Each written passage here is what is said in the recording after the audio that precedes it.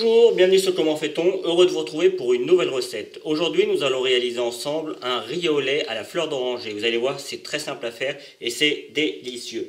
Dans un premier temps, on va mettre le lait à chauffer avec la cuillère à café de vanille. Alors moi j'ai trouvé de la vanille liquide, alors c'est de l'extrait de vanille bien évidemment. Mais il y a également quelques petits points de vanille dedans, donc du coup ça donne l'impression d'avoir des gousses de vanille. Évidemment, si vous avez des gousses de vanille, vous pouvez en mettre une entière, ça sera très bien.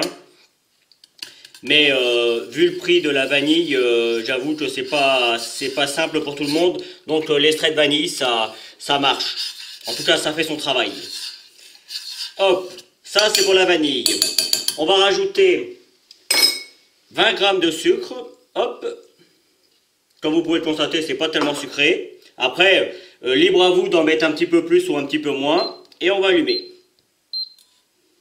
Alors quand on fait du riz au lait, il faut toujours être présent, hein. Même là, on va laisser chauffer avant de rajouter les 150 g de riz rond spécial pour le riz au lait. Mais pour éviter que le lait n'accroche, il faut tout le temps mélanger.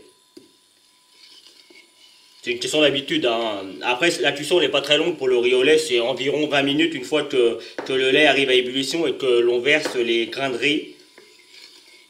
Alors attention, hein, ne vous trompez pas, c'est bien du riz spécial dessert, hein, c'est du riz rond spécial dessert. J'imagine que ça pourrait marcher avec du riz classique, mais le résultat ne sera pas le même, hein, quand même. Mon lait arrive à ébullition. Je vais pouvoir verser en pluie et en mélangeant mes grains de riz. Et à partir de là, par contre, vraiment, là, on mélange, on reste devant et on mélange tout le temps, hein. Si vous ne mélangez pas, ça risque d'accrocher au fond. Le riz va venir se déposer au fond et il va accrocher. Donc, franchement, là, on est parti pour 20 minutes. Donc, vous pouvez écouter un petit peu de musique pendant ce temps-là. Alors, bien évidemment, si vous êtes parti 2 minutes ou pour faire quelque chose d'autre, il n'y a pas de problème. Mais il faut vraiment mélanger régulièrement. Donc là, pour moi, il est 17h30. Donc, c'est parti pour 20 minutes. Donc, sur le coup, hein, c'est pas compliqué, hein, on mélange. Je ne vais pas revenir jusqu'à la fin de la cuisson. Vous voyez, moi, je ne me fatigue pas tellement, hein, quand je mélange. Je fais juste un 8. Hop, et puis de cette manière, je viens gratter partout et ça cuit tranquillement et je me fatigue pas. Ça fait un petit peu de sport. Allez, à la fin de la cuisson. La cuisson est maintenant terminée. Alors, juste pour vous dire que personnellement, je n'ai pas mis 20 minutes, j'ai mis 17-18 minutes parce que là, vous voyez, le riz est bien intégré dans le lait. On voit bien la différence, il est encore très crémeux, moi c'est comme ça que je l'aime. Et le riz doit pas être totalement fondant, il doit être encore un petit peu croquant, un petit peu, hein, évidemment, il faut pas que ce soit dur sur la dent. Mais moi c'est comme ça que je l'aime. Si vous l'aimez un petit peu plus fondant, et quand il refroidit un petit peu plus ferme, dans ce cas-là, vous le laissez cuire 20 minutes. Alors, une autre chose aussi, évidemment, la cuisson, ça doit être fait sur feu, une fois que ça arrive à ébullition et que vous versez le riz, la cuisson, c'est sur feu doux, je ne l'ai pas dit tout à l'heure, mais je le dis maintenant, enfin, sur feu moyen. Si vous mélangez régulièrement, sur feu moyen, il y a aucun problème. Sur feu doux, si vous n'êtes pas forcément toujours là. Comme ça, la cuisson sera peut-être un petit peu plus longue, mais vous aurez la possibilité d'aller à droite et à gauche. De toute façon, vous devez avoir ce résultat-là. Vous voyez, c'est pas compliqué. On a un beau riz au lait, là. Il est parfait. Alors, certains également rajoutent un petit peu de sel. Personnellement, là, moi, je ne vais pas en mettre. Ça m'arrive des fois, quand je fais du riz au lait, de rajouter un tout petit peu de sel pour relever un petit peu le riz au lait. Mais je ne vais pas le faire ici. Alors, comme vous pouvez le voir, j'ai préparé 2 petites verrines, histoire de montrer qu'on peut les mettre dans des verrines différentes. Là, c'est pour, moi, allez, on va dire 4 personnes si vous êtes des petits mangeurs, et 2 personnes si vous êtes des mangeurs comme moi, quoi. Je dirais même que moi, pour moi, là, tout seul, je pourrais presque tout manger, hein. C'est vraiment très bon le riz au lait. Voilà, vous voyez, hop, dans le premier récipient. Rappelez-vous qu'on va rajouter la fleur d'oranger, mais il faut que notre riz au lait soit refroidi. Alors, une chose encore, personnellement, si je rajoutais pas le riz, la fleur d'oranger, je pourrais déguster mon riz au lait chaud comme ça. Je peux vous garantir que c'est franchement super bon quand c'est encore un petit peu chaud comme ça. La majorité du temps, on le déguste tiède et il y en a plein qui aiment le riz au lait froid. En l'occurrence, là pour la recette, il faudra qu'il soit au minimum tiède et de préférence froid. Alors, comme moi, je le préfère plutôt chaud, il sera tiède. Je vais le laisser refroidir. Je mettrai la crème. Alors, avec la vidéo, c'est pas toujours évident parce que le temps de faire les photos et tout ça, ça a souvent le temps de refroidir. Pour justement le fait de le laisser refroidir, je vais le laisser refroidir à température ambiante pendant 20-25 minutes. Je regarderai si c'est suffisant pour mettre la fleur d'oranger. En fait, il faut que la fleur d'oranger vienne s'infiltrer entre les grains comme ça, mais sans se mélanger forcément. De façon à ce que quand on va mettre la cuillère, la fleur d'oranger va se mélanger avec le riz au lait. Et c'est comme ça qu'on va avoir les deux, comment je pourrais dire, les deux goûts un petit peu différents. L'un un petit peu sucré et l'autre un petit peu plus, je dirais pas amer, mais enfin pour ceux qui connaissent la fleur d'oranger, ça a un petit goût spécial et c'est justement ça qu'on veut garder en le mettant au dernier moment.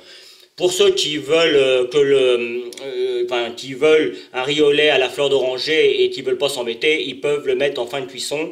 Ça tuera un petit peu la fleur d'oranger, mais le goût restera là quand même. Voilà, cela fait environ 30 minutes que mes petits pots refroidissent. Quand je touche en dessous, ils sont encore un petit peu chauds.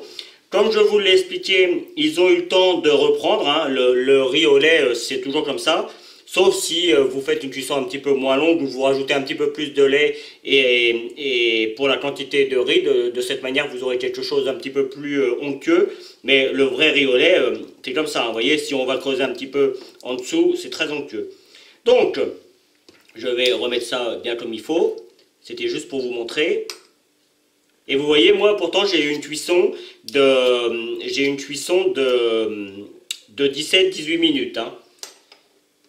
Hop, dernière étape, on va prendre l'eau de fleur d'oranger et on va juste venir imbiber. Vous voyez, ça va venir détremper un petit peu notre riz. Alors, vous pouvez en mettre plus ou moins suivant la taille de votre verrine, enfin, ou de vos petits plats à dessert. Vous voyez là, il est un petit peu plus grand, c'est pas tout à fait le même. Donc hop, voilà. Et là, ça va venir, je vais le... Si vous les faites pour votre dessert, vous les laissez 5 minutes juste avant de servir et au bout de 5 minutes vous servez et je peux vous garantir que ça va être top. Évidemment, il faut que vos invités aiment la fleur d'oranger, je vous l'ai précisé. La fleur d'oranger c'est un petit peu particulier, hein. Tout le monde n'aime pas ça, donc voilà, après c'est juste la petite info. Juste pour la fleur d'oranger, souvent ils vendent ça dans des bouteilles un petit peu grandes, ça se conserve pas très longtemps, donc le petit conseil que je peux vous avoir, vous mettez ça dans un bac pour faire les glaçons et vous les congelez, comme ça vous pouvez le sortir quand vous le souhaitez, d'autant que la majorité du temps on le verse dans quelque chose de chaud et donc du coup il a le temps de fondre.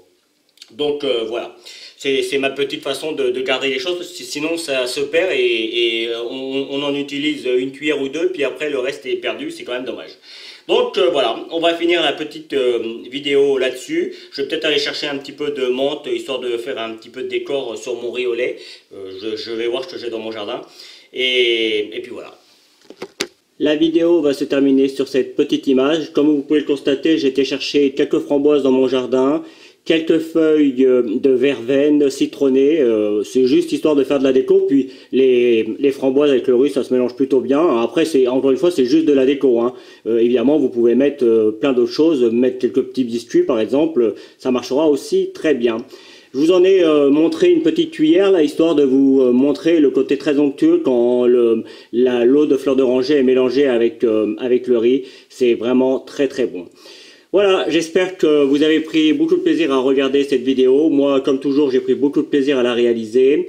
Vous avez certainement dû voir apparaître les liens qui vont vous permettre d'aller sur Facebook, Twitter, Instagram. N'hésitez pas, faites-vous plaisir. Le lien également qui va vous permettre d'aller sur la plateforme Tipeee si vous avez envie de faire un don, si vous avez envie de m'aider à continuer à faire mes vidéos. N'hésitez pas. Vous pouvez voir sur le lien, j'ai marqué qu'en fait il faut aller sur la description en dessous de façon à pouvoir cliquer directement sur les liens. Là sur la vidéo vous avez uniquement les liens, mais il faudrait faire il faudrait le noter, et si pour que ce soit plus simple vous allez directement sur la description et vous allez avoir tous les liens qui vous amènent directement sur les sites voulus. Donc voilà, ça c'est dit. Et voilà, et j'aimerais vous remercier pour votre fidélité et pour votre gentillesse, pour les nombreux messages que je reçois régulièrement. Quelques-uns parfois sont pas toujours très cool, mais la majorité sont vraiment très gentils et m'aident à continuer cette activité qui, je dois l'avouer, n'est pas toujours simple, surtout dans les temps dans lesquels nous sommes, mais je prends toujours autant de plaisir à le faire et à vous faire plaisir. Voilà, à bientôt sur Comment fait-on. Vous pouvez maintenant vous abonner à ma chaîne YouTube en cliquant ici. N'oubliez pas la petite cloche pour les notifications pour recevoir toutes mes vidéos. Vous pouvez aller sur mon site www.commentfaiton.com où vous retrouverez l'ensemble de mes recettes. C'est ici et je vous donne deux autres recettes, soit qui correspondent à la recette que je viens de vous donner, soit qui est utile pour la recette que je viens de vous donner. À bientôt sur Comment